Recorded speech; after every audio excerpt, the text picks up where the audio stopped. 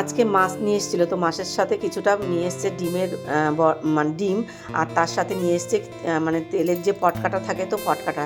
তো ভাবলাম যে কিছু করা যাক, তো নিয়ে নিয়েছি বেশ কিছুটা বেসন, আর নিয়ে নিয়েছি একটু পেঁয়াজ কুচিয়ে, লঙ্কা কুচিয়ে, আর পরিমাণ মতন কিন্তু একটু লবণ দিয়ে দিয়েছি, আর দিয়ে দিয়েছি হলুদ গুঁড়ো, তারপরে দিয়ে দিয়েছি কালো জিরে, আর দিয়ে দিয়েছি বেশ কিছুটা কিন্তু গোলমরিচের গুঁড়ো, তারপরে দিয়ে দিলাম একটু কাশ্মীরি লঙ্কার গুঁড়ো।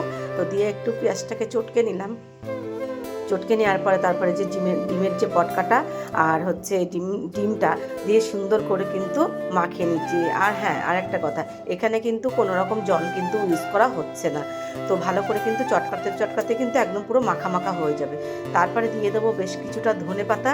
তো ধনেপাতা দিয়ে আবার কিন্তু সুন্দর করে কিন্তু আমি চটকে চটকে মেখে নিয়েছি। নিয়ে কড়াইতে দিয়ে দিয়েছি বেশ কিছুটা তেল। তেলটা কিন্তু গরম হয়ে গেলে তারপরে কিন্তু ডিমের বড়াগুলো ছোট ছোট করে কিন্তু হচ্ছে বানিয়ে নিচ্ছি। তো ডিমের বড়াটা করতে করতে কিন্তু আরেকটা কথা বলি, যে এত অসাধারণ খেতে হয়েছে, মানে কি বলবো। আর ভয়েসটা তো আমি এখন দিচ্ছি, আর তোমাদেরকে লাস্টে আমি দেখাচ্ছি যে ডিম বড়াগুলো কত সুন্দর হয়েছে। আর খেয়ে তো সবাই ভীষণ ভালো বললো। তো যাক, আর রেসিপিটা ভালো লাগলে সবাই একটা লাইক কমেন্ট শেয়ার করো। টাটা।